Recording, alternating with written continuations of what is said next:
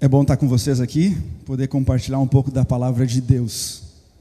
E, se eu não me engano, acho que esse é o primeiro sábado em toda a minha vida que eu prego em Porto Alegre. Eu sempre tive o desejo de pregar na Igreja da Floresta, né, mas não tive a oportunidade, porque quando tem data eu não tenho oportunidade, quando tem oportunidade aí eu não tenho a data. Mas aqui eu consegui estar com vocês no sábado e é um privilégio, no dia do Senhor, poder abrir a Bíblia e meditarmos um pouco em questões tão importantes para o nosso dia a dia. E eu gostaria de te convidar a abrir a tua Bíblia no livro de 1 João, no capítulo 4. Algumas questões têm me feito refletir muito a respeito da nossa vida como cristão. E um dos textos da Bíblia que ultimamente me incomodou é o texto de Mateus, no capítulo 24, verso 24. Você conhece esse texto? Alguém lembra? Lá diz algo mais ou menos assim: nos últimos dias, o povo remanescente, aquele povo que vai aguardar a volta de Jesus e com seus próprios olhos vai ver Cristo voltando e sem ver a morte será arrebatado para o céu. Esse povo vai sofrer enganos terríveis. Será um período em que Satanás vai colocar toda a sua força para desvirtuar a mente dos filhos de Deus, daqueles eleitos, daqueles escolhidos. Fará sinais, prodígios, maravilhas. E a frase que me assusta é a seguinte: se fosse possível, enganaria até mesmo a quem? Essa frase me assusta porque demonstra a profundidade do engano de Satanás. E eu então comecei a meditar muito a respeito dessa frase e de como talvez Satanás esteja atuando no nosso mundo e qual que é o propósito de Deus na minha e na tua vida para que eu e você não sejamos enganados no final. Primeiro, eu como cristão, para que eu não seja enganado, e para que eu como pastor não tenha o dissabor de chegar naquele dia e perceber que eu fui enganado e pelo meu intermédio enganei a muitos. É um peso terrível que eu não quero carregar. Então, para que a minha pregação seja verdadeira, eu preciso descobrir o que Deus preparou para mim. Eu ouvi uma frase quando eu era pequeno, e provavelmente vocês já ouviram muitas vezes essa frase, que diz o seguinte: de boas intenções, onde que está cheio? Verdade ou mentira? É uma boa questão, né? Boa parte talvez pense que é verdade, mas nunca refletiu a respeito do assunto. Outra metade pode dizer assim: ou não, é falso, isso não existe. E eu concordo com as pessoas que dizem que é falsa essa afirmação, porque para Deus o que mais importa é a motivação das tuas ações, e não as ações em si. As ações não são importantes, são extremamente importantes, mas não mais do que as motivações. Você deve buscar, e eu devo buscar, as motivações certas para as atitudes certas. Agora, como que eu julgo isso? A palavra de Deus me diz: eu não julgo, porque intenções eu e você não podemos julgar. A única coisa que eu e você podemos julgar são as atitudes, porque a Bíblia nos revela aquilo que é certo e aquilo que é errado, e ponto final. Agora, qual que é a motivação? O que me motiva a estar na igreja? A fazer o que eu faço por Jesus? É isso que eu gostaria de conversar com você hoje. E tem alguns relatos na Bíblia que nos ajudam a compreender um pouco a importância de nós entendermos aquilo que nos motiva. Por exemplo, estudar a Bíblia, a orar.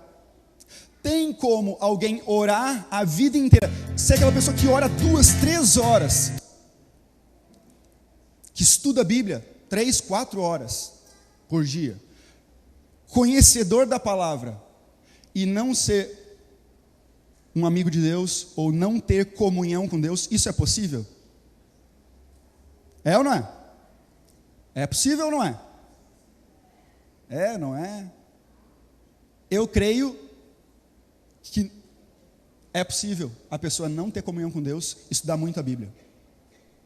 E quando a gente prega para as pessoas, geralmente a gente incentiva elas a estudar um pouco mais a Bíblia e orarem mais. E eu fiz isso durante boa parte do meu ministério. Até Deus olhar para mim e falar assim: Christian, é o seguinte, você está fazendo a coisa certa, mas a tua motivação está errada. E sem a motivação certa, tudo o que você faz, bom ou mal, serve de quê? Coríntios capítulo 13 diz: você pode fazer o que você quiser, as coisas mais maravilhosas do mundo, se você não tiver o quê? Vai adiantar alguma coisa?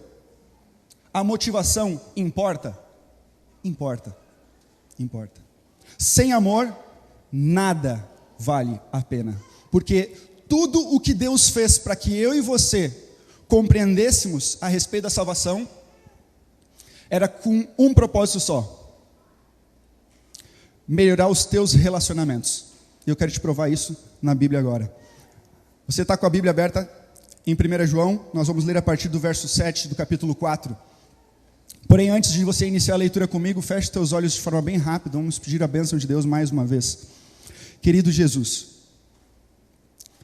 quando o Senhor foi para o céu, o Senhor olhou para os teus discípulos e com os olhos da fé olhou para todos nós, prometendo o Espírito da verdade que nos guiaria em toda a verdade.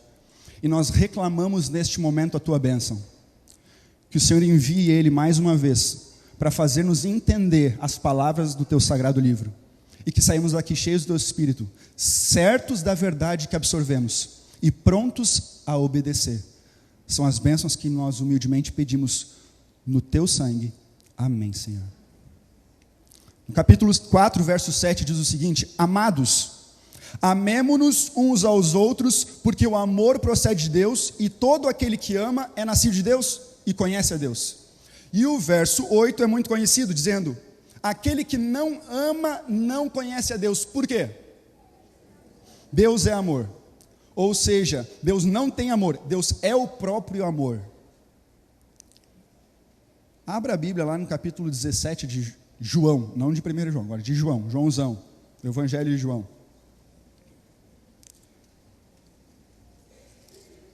Um dos textos que eu mais gosto na Bíblia, porque é um texto que Jesus cita eu e você. O único texto na Bíblia que cita eu e você. E mais do que isso, é um texto que mostra uma oração do próprio Jesus por você e por mim. Para pensar, esse momento aqui é o momento em que Jesus estava deixando essa terra, concluindo o seu trabalho. Logo após ele morreria na cruz. As últimas petições dele a Deus são ou não são importantes? Tem ou não tem relevância? Claro que tem, por isso que está na Bíblia. E ele ora por uma coisa só, que é o motivo de eu e você acreditarmos na Bíblia e em Jesus Cristo. O único motivo pela qual Jesus veio e morreu por mim e por você. Quando a gente fala de amor, eu ouvi de um pastor certa vez, trazendo a seguinte lógica a respeito do amor. Já parou para pensar que Deus, ele só pode ser amor porque ele é mais de uma pessoa? Se fosse só um Deus, seria muito difícil Deus ser amor. E a lógica dele, que eu creio estar correta, diz o seguinte: você teria capacidade, se só existisse você no universo todo, de demonstrar amor para alguém? Óbvio que não. Como você demonstraria amor sem uma outra pessoa ao teu lado? É impossível. Deus não pode ser amor se ele não tem um relacionamento. E você percebe que o Pai, o Filho e o Espírito Santo têm um relacionamento tão íntimo que faz deles o ser amor. É esse relacionamento. Agora, vamos ao texto a partir do verso 20, do capítulo 17 de João, onde Jesus, depois de orar para os seus discípulos, ele começa a orar por mim e por você. E ele diz: não rogo somente por esses, os discípulos, mas também por aqueles que vierem a crer em mim por intermédio da palavra. Você se inclui aqui? Eu me incluo. E eu acredito que Jesus, ele enxergou você e enxergou eu. Ele viu no futuro as tuas necessidades. E ele fez uma petição a Deus por conta das tuas necessidades. E a petição de Jesus ao Pai foi a seguinte: a fim de que todos sejam um, e como és tu, ó Pai, em mim e eu em ti, também sejam eles em nós, para que o mundo creia que tu me enviaste. Qual que era o grande desejo de Jesus com relação à tua pessoa, à minha pessoa? Que nós tivéssemos bons relacionamentos, que os nossos relacionamentos fossem relacionamentos equilibrados, que você tivesse saúde na tua interação com todos os seres humanos, que todos fossem unidos, assim como Ele era com o Pai. O amor que existia em Deus, na harmonia do relacionamento do Filho, do Pai e do Espírito Santo, Jesus pediu para que Deus trouxesse na minha e na tua vida. O que faz eu e você, cristãos, seguidores de Jesus, adventistas do sétimo dia, é a harmonia que eu e você temos nos nossos relacionamentos.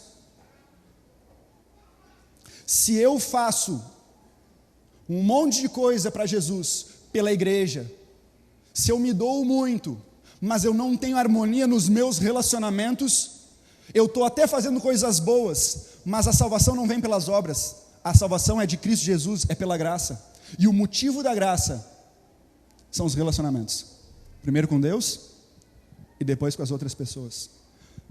Não tem como você se relacionar com Deus sem se relacionar com os outros, e não tem como você se relacionar com os outros sem se relacionar com Deus, é impossível. As duas coisas estão juntas, estão conectadas. Então toda a motivação em tudo o que você fizer só tem relevância para Deus através dos teus relacionamentos. Tu quer ter um parâmetro a respeito de quem você é como cristão? Olhe para os teus relacionamentos. Não o que você pensa a respeito dos teus relacionamentos, mas o que os outros dizem e pensam a respeito de você dentro dos teus relacionamentos. Eu estava lendo o Espírito de Profecia no capítulo 50 do livro Testemunhos para a Igreja, volume 8. E Ellen White, ela traz duas características do povo remanescente, que estão visíveis em dois personagens bíblicos. Um deles é Enoque, o outro é João Batista. Nós vamos falar de João Batista logo em seguida. Mas Enoque, Ellen White fala a respeito desse servo de Deus o seguinte: que Enoque, em todos os seus relacionamentos com as pessoas, no âmbito familiar, como pai, como marido, como amigo, como cidadão, ele era o inamovível servo de Deus. Se você for pegar o teu celular e procurar o que significa a palavra inamovível, quem estudou direito sabe o que é, né? Você vai perceber a profundidade do termo, e vai dar para fazer um outro sermão, que não é o nosso caso agora, nós não vamos pregar isso, mas dá um outro sermão, medite nisso. Inamovível servo de Deus em todas as áreas da sua vida, dos seus relacionamentos. Esse era Enoque. Por isso a Bíblia diz que ele andou com Deus. Eu pergunto, eu e você andamos com Deus? Eu ando, pastor. Mas os teus relacionamentos demonstram isso? A forma como você aborda as pessoas demonstra isso? É um bom parâmetro para você julgar o teu próprio caso, que é o que Deus permitiu você a julgar. Agora, eu fico pensando, qual que é a saída? O que eu faço para construir bons relacionamentos e ser fiel a Deus? Qual que é a grande jogada, a poção mágica que existe na palavra de Deus para que eu seja feliz em todos os meus relacionamentos? E se você parar para analisar, você vai perceber o seguinte: não existe nenhuma outra arma de Satanás que não atinja os teus relacionamentos. A vida de Satanás tem um propósito: acabar com os teus relacionamentos em todas as esferas. E você olha para o mundo e você percebe que hoje, cada dia que passa, como diz a palavra de Deus, o amor se esfria, os relacionamentos se acabam, e eu e você nos tornamos cada dia mais rebelde, mais egoísta, por um motivo. Eu e você pensamos somente na nossa felicidade. E o mundo nos incentiva a isso.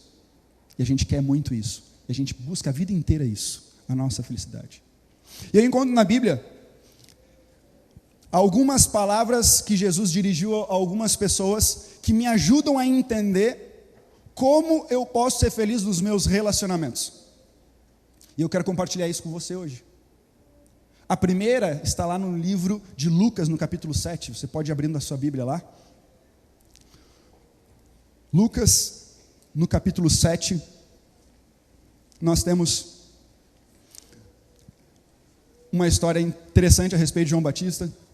Agora, Jesus, ele diz duas frases que confundiram a minha mente. E nós vamos tentar desfazer essa confusão. Jesus diz para que eu seja feliz nos meus relacionamentos, para que eu seja um servo de Deus e um cumpridor da lei e da palavra, eu preciso duas coisas: tirar os olhos dos outros e colocar em mim mesmo, e tirar os olhos de mim mesmo e colocar nos outros. Entendeu? Pastor, mas não dá para fazer as duas coisas ao mesmo tempo. A gente é inteligente aqui, não vai conseguir confundir na nossa cabeça. Como que eu vou tirar os olhos de mim e botar nos outros, e tirar os olhos dos outros e botar em mim ao mesmo tempo? Não dá, ou eu faço um ou outro. Jesus está louco se ele falou isso na Bíblia. Ele está certo, mas não está louco. E está na Bíblia, e nós vamos ver. Sabe o que diferencia as duas coisas? Sempre ela. O motivo pelo qual você tira os olhos dos outros e coloca em você, e o motivo pelo qual Deus pede para que você tire os olhos de você e coloque nos outros. É só essas duas atitudes que eu e você precisamos ter para sermos felizes em todos os nossos relacionamentos. Pastor, você já fez isso? Você é feliz em todos os teus relacionamentos? Não sou. Não sou. Eu não consegui porque é difícil. É difícil. Sabe qual que é o nome que o Espírito de Profecia e a Bíblia falam a respeito em colocar em prática essas duas questões? É um termo chamado santificação. E Paulo diz em Hebreus que todos nós fomos chamados para a santificação, pela qual ninguém verá Deus sem antes passar por ela. Mas a salvação é pela graça, ok? Mas se você não entrar no processo, não interessa se você está no início, no meio ou quase no final, se é que tem um final.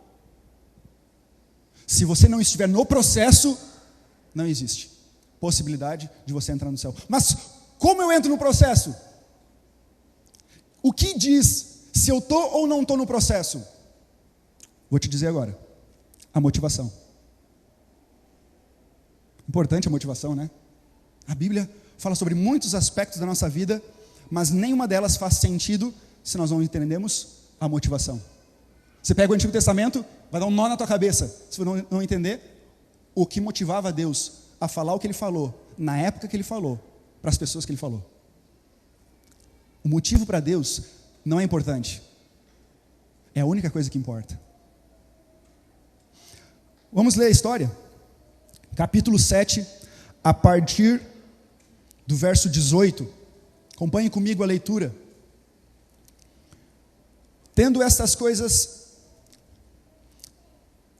Todas estas coisas foram referidas a João pelos seus discípulos. E João, chamando 2 deles, enviou-os ao Senhor para perguntar: És tu aquele que estava para vir, ou haveremos de esperar um outro? Para aqui, para pensar. Olha a frase de João. Ele chegou para os discípulos e falou: vai fazer uma pergunta para Jesus. A pergunta é o seguinte: é o Senhor o Messias aquele pela qual eu preguei, ou a gente tem que esperar um outro? Faz sentido essa pergunta de João? Olha para a vida de João, vamos analisar a vida de João. No capítulo 1 de João, do outro João, né, na Bíblia, João Batista fala o seguinte: este é o Cordeiro de Deus que tira o pecado do mundo. Quem pode tirar o pecado do mundo? Quem pode ser o Cordeiro de Deus senão o Messias? De todos os pregadores que a Bíblia diz, o próprio Jesus, depois desse texto, diz que João Batista foi o maior. De Jesus para trás, ninguém maior que João. Sabe por quê? Porque João, ele tinha um poder nas suas palavras que ninguém na sua época teve. Ele falava com uma propriedade tal, e não era duro, ele era firme. E as pessoas, quando olhavam para João, viam o poder de Deus por trás dele. Era um homem tremendo. Tremendo a ponto de, se você conferir lá no capítulo 6 de Marcos, no verso 20, o próprio Herodes tinha medo, tremia nas bases diante de João Batista. E mandou ele ficar preso, sabe para quê? Para ficar cochichando com ele, para ouvir o que João pregava. E ficava perplexo, a Bíblia conta, com as palavras de João Batista. O temido Herodes, ele conseguia enxergar quem era João Batista e o que estava por detrás de João Batista. Mas João Batista morreu nas mãos de Herodes por causa de Herodias, a quem ele acusava, juntamente com Herodes, da traição, né? Da pouca vergonha que existia naquela época, nas mãos e na vida de Herodes. Agora é interessante que, faz uma pausa, abre um parênteses aí. Eu estava meditando hoje de manhã nesse texto, e me veio na cabeça dois grupos que se dividem, os que não vão alcançar a salvação, eu creio que vão se dividir em dois grupos, pelos estudos que eu fiz na Palavra de Deus. É o que eu penso, o Christian, tá? O Christian. Dois grupos, que você pode enxergar na vida de Herodes e na vida de Herodias. Ela, terrível, rejeitou tudo que João Batista falou, toda a verdade, não queria saber de Deus nem de nada. Rejeitou a verdade, não conheceu e por isso, com certeza, foi enganada por Satanás e morreu perdida. Pessoas, por ocasião da volta de Jesus, por recusar constantemente a verdade, vão se perder do mesmo jeito. Vão ser enganados por Satanás, como está previsto, Mateus 24, 24. Mas tem um outro grupo, que é caracterizado por Herodes, que também vai se perder, mas, contrário da mulher, conhece a verdade, sabe o que deve ser feito, treme diante a verdade, diante do verdadeiro Deus, tem respeito por Deus, mas não amou a Deus, a ponto de entregar a sua vida, de rever os seus pecados, de corrigir os seus caminhos. Sabe o que aconteceu com Herodes? Ele via a verdade, sabia o que devia ser feito, mas não tinha poder moral para exercer aquilo que ele até queria, mas não conseguia. E o livro de Hebreus fala a respeito de Esaú, que Esaú não houve arrependimento no coração dele, e por não haver arrependimento, ele morreu perdido, mesmo que com lágrimas tivesse buscado a Deus. A questão não é buscar a Deus com lágrimas, orar, jejuar e fazer o que você for fazer. A questão é, o que te motiva a fazer isso? Mas João Batista estava na cadeia, ele foi preso por Herodes, e agora ele olhava para Jesus, o Messias, o que ele pensava ser o rei dos reis, que na cabeça de João Batista e da maioria dos judeus e de todos os discípulos, se você ler o relato bíblico você vai perceber isso, eles esperavam um Messias que fosse libertar ele das mãos dos romanos, tirar eles da escravidão, do jugo pesado e violento de Roma. O sonho da vida deles é que o que aconteceu na época de Josias, de Esdras, o grande reavivamento, pudesse acontecer na época de Jesus, e iria acontecer pelas mãos e pregações de João Batista, e João Batista esperava isso, mas agora, no seu ministério, ele é preso, está numa cadeia, sem poder sair, cumprir a ordem do mestre, e ele olhava aquele pela qual tinha preparado o caminho, estava fazendo a sua obra, não mover um dedo sequer, para que ele pudesse continuar sua obra, se libertasse da cadeia, da prisão. Aí, o Espírito de Profecia diz que os próprios demônios cochichavam aos ouvidos de João Batista, gerando dúvidas a respeito da divindade de Cristo Jesus. E aí os discípulos, eles visitavam João Batista constantemente, porque eles tinham essa possibilidade, a prisão era aberta para que eles pudessem entrar e visitar de vez em quando. E numa dessas visitas, os discípulos, mais uma vez, como todas as outras, questionavam a João Batista, o seu mestre, a respeito de Jesus. Como pode a esperança de Israel ter um comportamento como esse com aquele que não é só parente, mas é a pessoa que mais se aproximou de Cristo nos seus dias, mais cumpriu a missão, mais foi fiel a Deus? Como pode? Como pode? E os olhos de João Batista saíram de Jesus e começaram a contemplar a ele mesmo, a sua situação, a podridão do lugar onde ele estava. As tristezas começaram a preencher o coração de João Batista. E aí então, num vacilo da sua fé tão poderosa um dia, ele olha para os discípulos e, ao invés de ficar discutindo se é ou se não é, ele decidiu ir direto à fonte e perguntar para Jesus se ele era ou não era, o que ele dizia a respeito de si. E enviou 2 discípulos. E acompanhe comigo qual foi o desfecho da história, qual foi a resposta de Jesus. Quando os homens, no verso 20, chegaram junto dele, de Jesus, disseram: João Batista enviou-nos para te perguntar: és tu o que estava para vir, ou esperaremos um outro? Naquela mesma hora, Jesus curou muitos de moléstias, de flagelos e de espíritos malignos, e deu vista a muitos cegos. Engraçado, né? Eu fico imaginando, eu gosto de imaginar muito as cenas, né, e o Espírito de Profecia nos ajuda, nos amplia um pouco as cenas bíblicas, mas eu fico imaginando os discípulos questionando Jesus. Jesus devia ter multidões ao redor de Jesus, se espremendo para poder ter um momento de diálogo com Jesus. E então aqueles discípulos chegam na cena e perguntam para Jesus: olha, João Batista, o teu servo, nos mandou aqui para te perguntar: é você mesmo ou a gente tem que esperar um outro? Jesus dá aqueles segundos de atenção para esses discípulos, sem responder nada, vira o rosto para a multidão e continua o seu trabalho. A voz de Jesus penetrava os ouvidos surdos daqueles que tinham essa doença, dando liberdade e som aos seus ouvidos.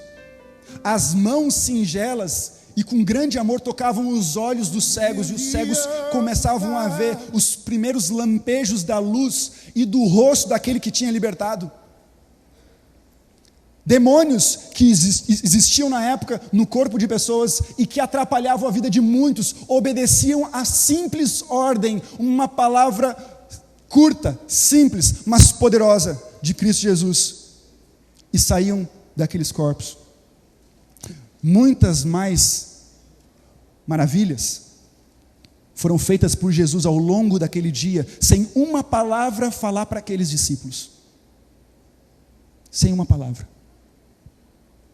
Depois de fazer todo o seu trabalho, no final do dia, ele se dirige para aqueles discípulos. E a Bíblia me diz que então Jesus, no verso 22, respondeu: ide e anuncia a João o que vistes e ouvistes. Os cegos vêm, os coxos andam, os leprosos são purificados, os surdos ouvem, os mortos são ressuscitados, e aos pobres anuncia-lhe o Evangelho. E bem-aventurado é aquele que não acha em mim motivo de quê? De tropeço.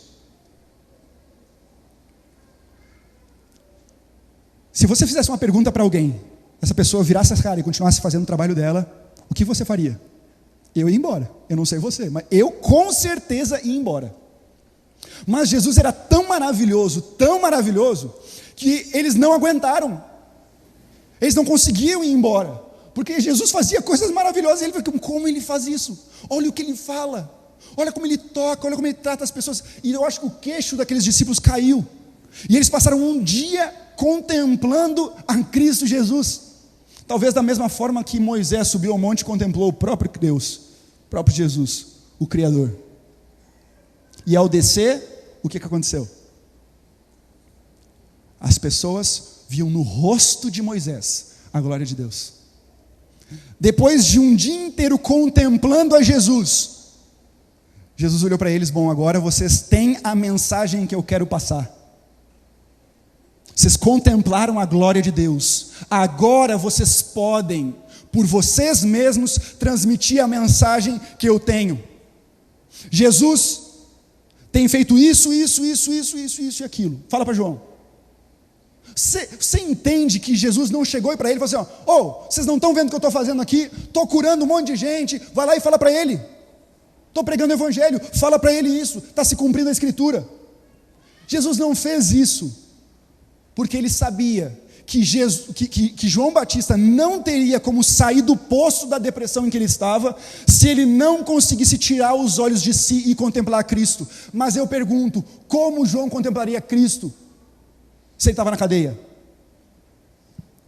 E o testemunho daqueles servos de Deus, dos discípulos de João, ao contemplarem as maravilhas de Cristo, a glória de Deus foi carregada até a João Batista. E João Batista, naquele momento, eu creio, a Bíblia não conta, mas eu creio que ele ficou em paz, e morreu com certeza em paz, com a certeza de que por mais do que ele não entendesse, por mais que ele não concordasse com a situação, aquele era o Filho de Deus, e ele deveria ser obediente. As grandes promessas de Isaías não iriam se cumprir nos seus dias, mas isso não faria de Deus um Deus infiel, e ele sabia disso. Então somente confia, seja corajoso em confiar na profecia, na palavra de Deus. E João tirou os olhos de si e colocou nos outros, ou em Jesus no caso, né? Colocou em Jesus. João tirou os olhos de si e contemplou a Jesus. Quando você quer a felicidade, tira os olhos de você e coloque nos outros. Mas não é em Jesus, pastor? É em Jesus. Mas o Jesus, esse mesmo Jesus, falou o seguinte: olha, se você fizer qualquer coisa para qualquer um desses meus pequeninos, ou seja, todos os habitantes da terra, você vai estar fazendo para quem? Se você quer a felicidade, procure a felicidade de Deus e a felicidade dos outros, nunca a sua. Porque se você buscar a felicidade de Deus e a dos outros, você vai encontrar a sua. E é a única forma, é o único caminho, porque Deus estabeleceu e criou você assim, a imagem de um Criador, que não mede esforços para ver os outros felizes. Você quer ser feliz? Tire os olhos de você e coloque nos outros, coloque em Deus. Você quer ser feliz? Não faça a tua vontade, faça a de Deus. E daquilo que não interfere a vontade de Deus, a vontade dos outros. Ah, pastor, eu não concordo com isso, eu não consigo enxergar a felicidade. Exatamente, você é pecador como eu também não consigo enxergar. Por isso que a gente fala que a salvação vem pela fé. Você tem que acreditar, não tem jeito. Você tem que olhar para um negócio que é louco, que Deus pede para você fazer, que não faz sentido, e dizer assim: eu vou fazer porque Deus pediu. Não faz sentido. Como é que eu vou fazer a vontade do camarada? Eu já não estou feliz por fazer a vontade dele. Como que eu vou ser feliz? Como? Confia. A mesma Bíblia diz: é Deus que opera em você, não só o querer, como o efetuar. O querer, o ter felicidade em ajudar os outros, é Deus que vai botar no teu coração, não tem jeito. Mas se você não der o passo de fé, não tem jeito. O maior exemplo de graça que tem na Bíblia é da vida de Jó. Sabe qual foi o exemplo de Jó? Jó foi fiel a Deus, mesmo tendo, em algum momento da vida dele, de muito sofrimento, a dúvida se ele ia herdar a salvação ou não. Não interessa, disse Jó, se eu vou ser salvo ou não. Deus deu, Deus tirou. Louvado seja o nome de Deus. Eu não tenho nada a ver com isso. Eu vou ser fiel a Deus porque Ele me criou. Essa é a razão de eu ser fiel a Deus. As 3 mensagens angélicas começam como? Rendei glórias a Deus por quê? Oi? E adorai quem? O Criador. A grande honra e glória é por um atributo de Deus. Ele é Criador. Não interessa se você vai ser feliz ou não, você adora a Deus. Jesus não tinha certeza, quando ele estava no Getsêmani, se quando ele morresse, ele teria o mesmo relacionamento com o Pai. Ele não tinha certeza de ir para o céu. E mesmo assim ele sacrificou por mim e por você. Agora, eu e você constantemente só queremos ser fiéis a Deus com a certeza de que no final vai dar tudo certo. E mais ainda, aqui nessa terra, não esse negócio do céu. Eu quero ser feliz aqui, porque se eu não for feliz aqui, o que adianta ir para o céu? Esse é o grande engano de Satanás.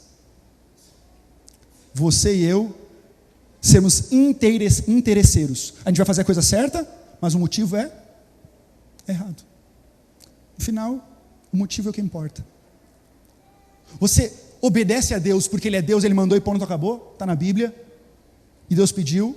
É claro, não estou anulando tudo aquilo que Deus sabe, é a única forma de você ser feliz, mas eu digo isso porque não tem como você ver, é impossível, você só consegue ver a felicidade que Deus te oferece por intermédio da fé, é só, é o que fez Enoque. Enoque vivia no céu, aqui na terra, o clima celestial estava à volta de Enoque, por isso que ele andava com Deus. Vamos para outra história, vamos lá para o livro de João agora, no capítulo 21, o último capítulo do livro de João.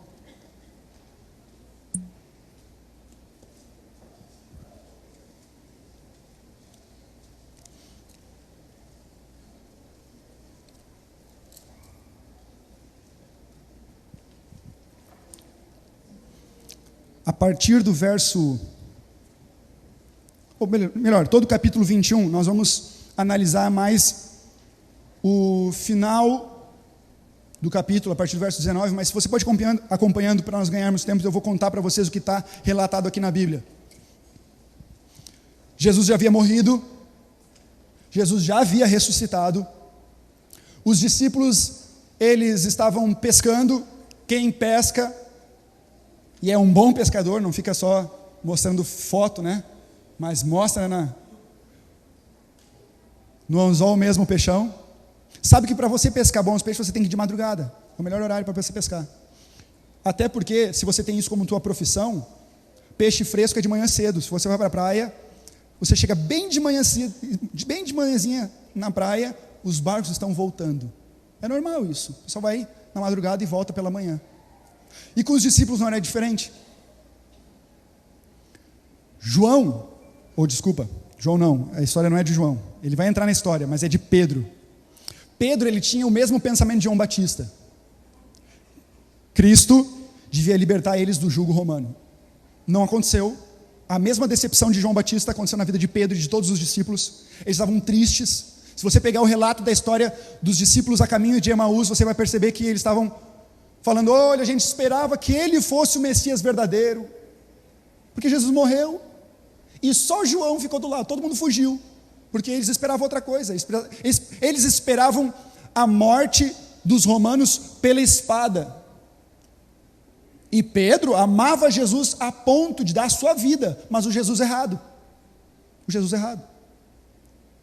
tanto é que quando os soldados foram para prender Jesus, o que Pedro fez? O que ele fez? Cortou a orelha, porque Pedro era um pescador, tá? E o camarada era um centurião, não era pouca coisa não, sabia da arte da guerra. Pedro não sabia nada não, ele só tinha fúria no coração, vontade e amor pelo seu mestre. E quando a tropa chegou para levar Jesus, ele não mediu esforço, saiu na espadada mesmo, foi para cima dos caras. Um pescador ir para cima de um exército é falar assim, eu quero morrer. É ou não é? Para mim é. Ele estava disposto a morrer por Jesus, mas não um Jesus certo. E aí Jesus fala para Pedro o seguinte: Pedro, aquele que luta pela espada morre. Não é essa a minha obra, Pedro. E Pedro não entendeu isso, tanto é que negou Jesus 3 vezes. Achava que amava, mas pela motivação errada. Sempre a motivação nas histórias da Bíblia. Sempre a motivação atrapalha os personagens bíblicos. Mas agora eles estavam nas cenas finais, terminando o livro de João. Pedro e João e os demais discípulos estão ali pescando, não pescaram nada, e quando eles estão chegando na praia, eles veem um homem que pergunta: vocês têm peixe aí? Não, nós não temos nada, não pegamos nada, nem adianta. Eles pensaram: uma pessoa na praia deve ficar querendo comprar peixe. Nós não temos, foi horrível. E aí o camarada fala o seguinte: olha, joga a rede do outro lado. Aí Pedro, que não é bobo, já via essa história antes. Assim, uma vez com Jesus deu certo, vai que esse louco aí, né? Vamos tentar. E jogou a rede. Quando eles puxaram, vieram 150 e poucos peixes. Acho que 153, se não me engano. Grandes peixes.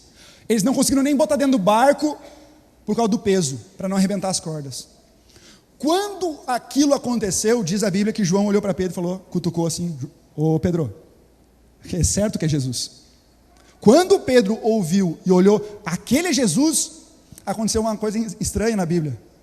Que ele fala assim, a Bíblia diz: cingindo as vestes, se jogou na água. Que geralmente a gente faz o contrário, né? A gente tira as vestes e se joga na água. Pedro não. Ele colocou a vestimenta e pulou na água. É claro que ali devia bater nos joelhos, estavam uns 90 metros da praia. E ele saiu correndo, desesperado, para conversar com Jesus. E aí os discípulos chegaram, eles sentaram ali, Jesus pediu: pega um desses peixes que vocês pegaram agora, coloca aqui na brasa junto com esses que eu preparei, tem um pouco de pão, vamos comer um negócio. E aí eles começaram a conversar. E em determinado momento, Jesus chama Pedro para o lado e pergunta: Pedro, tu me ama mais do que todos esses aí?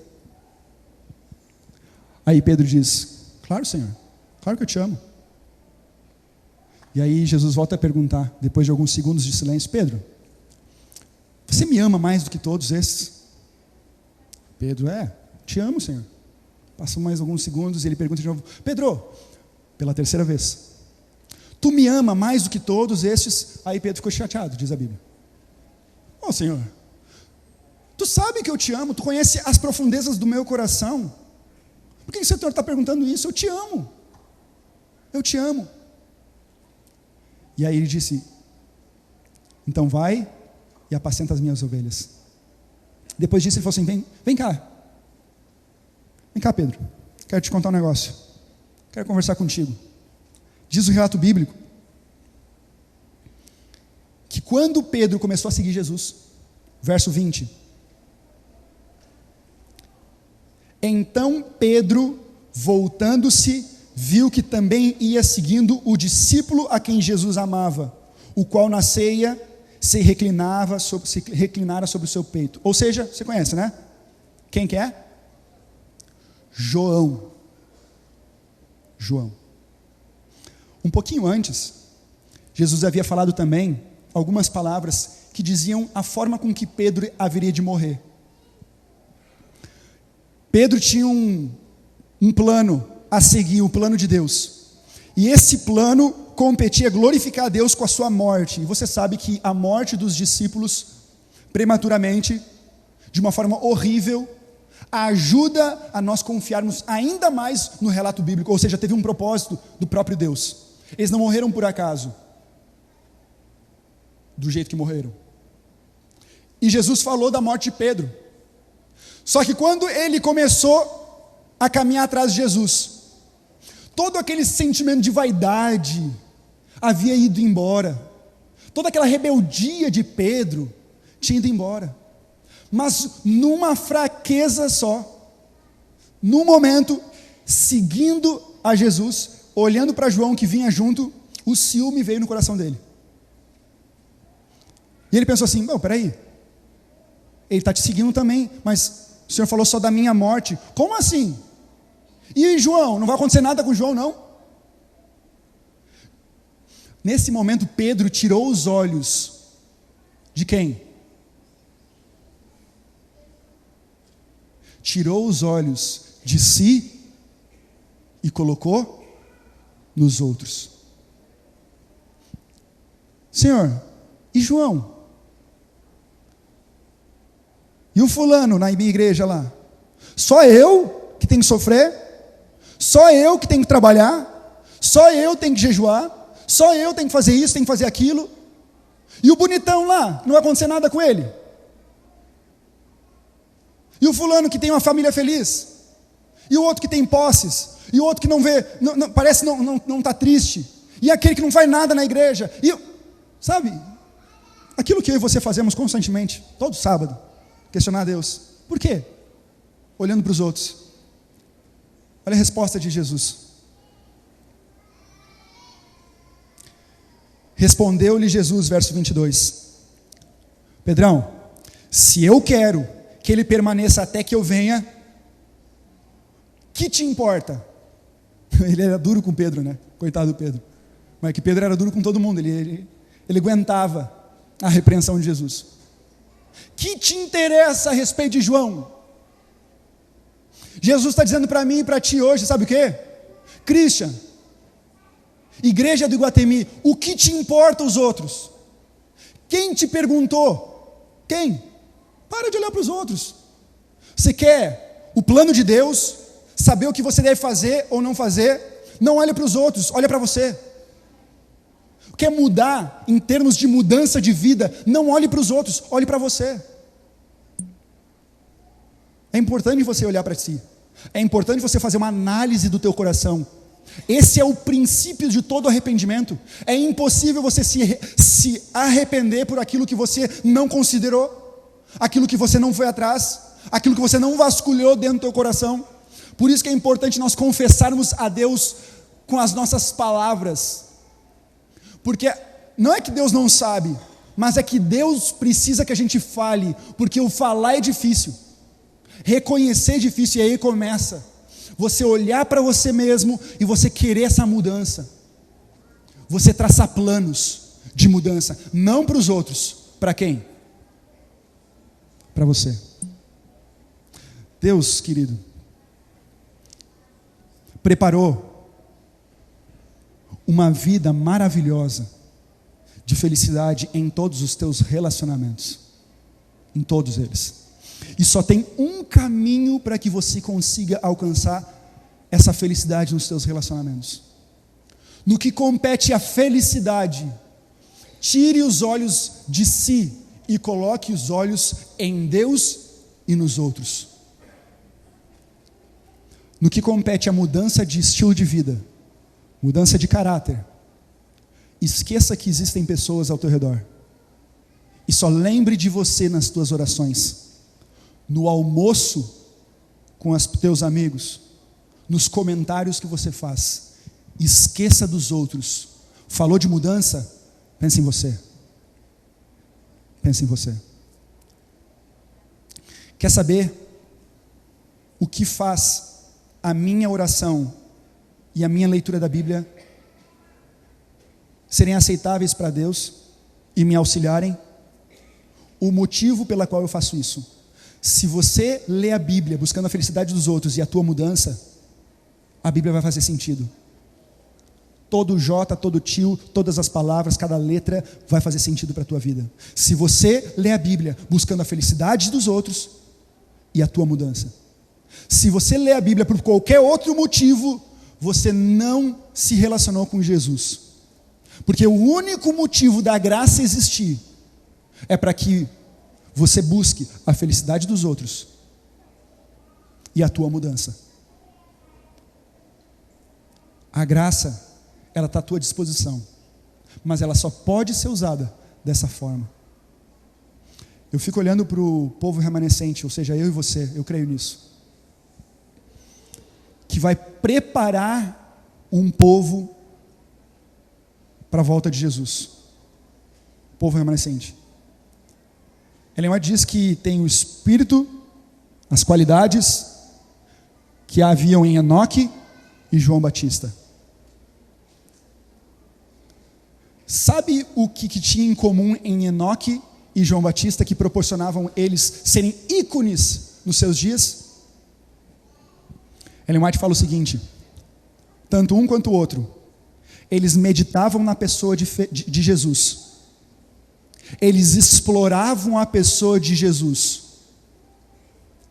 E era tão profundo e intenso que eles perdiam de vista o próprio eu e assumiam a identidade de Jesus, a ponto de as pessoas, quando conversavam com eles, parecia que estavam conversando com o próprio Jesus. Não tem como você fazer isso sem buscar a felicidade dos outros e a mudança da tua própria vida. Eu não sei para quem eu estou pregando. São muitas pessoas, muitos problemas, muitos pecados. Eu conheço os meus, que não são poucos. Mas eu sei e conheço o Espírito da verdade, que testifica de Jesus entre mim e você, entre o seu povo aqui nessa terra, aqueles que aceitam e ouvem a voz de Deus.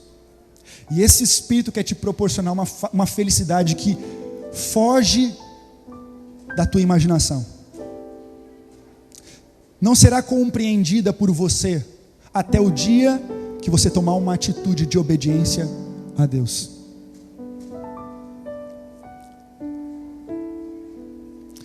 João Batista, ele era um reformador. Por isso que ele era um poderoso pregador em meio a uma sociedade corrupta. Ele era um grande reformador. Pregava o reavivamento e vivia a reforma. Ele era um reformador do lugar onde ele morava, no leste do Jordão, ou seja, no deserto, longe das influências da sociedade da época. Ele era um reformador na forma de vestir, ele era simples no se vestir. Ele era um reformador na sua forma de se alimentar, porque no meio da corrupção daquele mundo, ele precisava ser diferente, até na forma de se alimentar.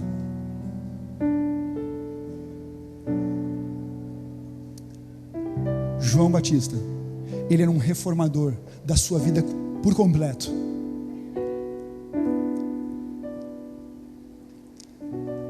E sabe o que mais me dói no coração?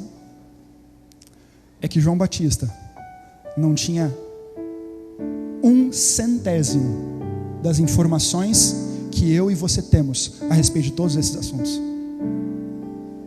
E ele viveu uma vida muito mais profunda e muito mais em conformidade com a vontade de Deus do que eu e você vivemos. Eu digo por mim mesmo, sou pastor da igreja adventista, por mim mesmo. Há pouco tempo eu vi que só existe um caminho: reavivamento e reforma. Mas cuide, o reavivamento e inclusive a reforma da nossa vida só vai ter sentido se for pela motivação correta. Se você reforma a tua vida para fazer os outros felizes e mudar o teu caráter. Quero te fazer uma pergunta: você quer ser um reformador da sua vida? Alguém que vai reavivar um mundo sem o amor de Deus, sem o conhecimento de Deus, e vai preparar os passos daquele mesmo Jesus que um dia veio a essa terra e vai voltar para dar sentença de morte ao pecado, sentença de morte à própria morte, e vai cumprir a promessa que Ele te fez de viver eternamente na harmonia e na felicidade do lar edênico, o qual um dia houve nessa terra, e pela graça de Jesus vai haver num futuro muito próximo. Você tem esse desejo? Você tem esse desejo? Lembre, não é uma pergunta fácil de responder. Sabe qual é a resposta que Deus vê?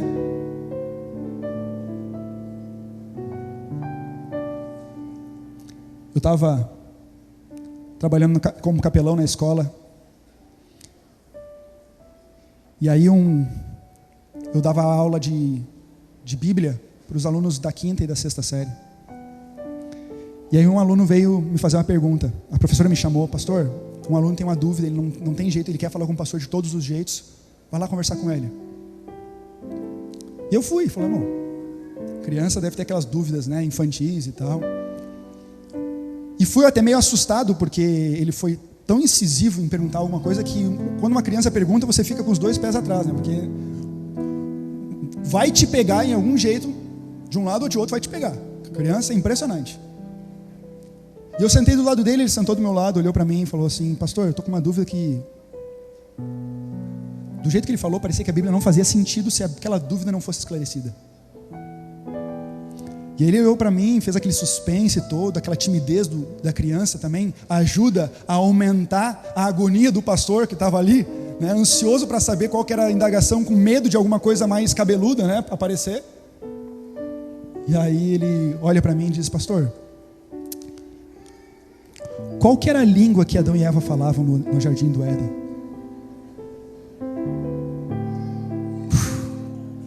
Ufa, ainda bem que foi isso. Eu olhei para ele com um sorriso no rosto, porque eu achei muito engraçado. Eu falei assim: olha, agora tu me pegou. Eu podia te responder qualquer outra pergunta, mas essa aí não tem como. Eu não sei. Mas como tu não sabe, pastor? Você não estudou a Bíblia? Eu estudei, mas é que, deixa eu te explicar. Teve um momento na história que Deus confundiu as línguas do povo. Só existia uma língua e Deus confundiu. Ah, é? E qual que era essa língua? Você não sei, ele confundiu. Qual que eu vou saber que é verdadeira? Não sei. Ele confundiu. Ah, é? É. Aí ele foi para a aula e eu fiquei pensando naquilo. Qual que é a língua do céu? Sabe o que eu percebi? Que para Deus não adianta você falar em qualquer idioma, Deus não escuta. Sabe qual é a única linguagem do céu? É das tuas atitudes. Você pode falar que ama a Deus do fundo do teu coração, escrever um poema maravilhoso, em qual for a língua. Se você não tiver amor, se você não tiver atitude, nada vale. Você quer responder para Deus: Senhor, eu te amo, eu quero ser um reformador. Não fica só nas palavras e nas pregações, nos cultos da escola sabatina de manhã, falando coisas bonitas e teologias maravilhosas. Eu percebi nas minhas igrejas, pode ser que não seja o caso aqui, que quando a gente questiona a fé, a gente não fala das nossas experiências, a gente fala de teologia, cita versos. Não vou supervalorizar a experiência, porque supervalorizando as experiências, Satanás vai enganar muitas pessoas. Mas não tem razão da teologia, da letra, da palavra, da lei existir, se não for para modificar a tua experiência. Você quer falar? Faça como Jesus. Fique em silêncio. Viva aquilo que Ele pediu que você vivesse. E depois diz: olha, viu o que eu fiz? Só faz igual. Assim como Paulo fez. Assim como todo o cristão deve fazer. Eu quero fazer uma oração especial por você. Do jeito que você está. Deus conhece teu coração. Deus sabe das tuas ansiedades. Ele traduziu o sermão que eu tentei explicar para você de uma forma que só você entende. E esse mesmo Espírito, a partir de hoje, vai mudar a tua vida. Se você definir isso com uma atitude na tua vida, não demora uma semana para você ver os milagres de Deus na tua vida. Para você começar a sorrir, um sorriso diferente, que ninguém no teu trabalho, na tua família, ou em qualquer lugar que você for, vai conseguir explicar ou ter um sorriso melhor. Porque esse sorriso vem das mãos de Deus. Antes de orarmos, tenha em mente o que Deus falou para Josué, num processo grande que ele tinha na sua vida, na liderança de um povo, na preparação do povo. Tão somente seja forte e muito corajoso para cumprir e obedecer tudo aquilo que está no livro, através da tua vida. Porque eu estou contigo, por onde quer que andares. e, como diz Jesus, até a consumação dos séculos. Feche teus olhos. Querido Jesus, nós reconhecemos a tua pessoa como a perfeição encarnada num corpo humano, que nos demonstrou por atitudes e por palavras a forma com que devemos viver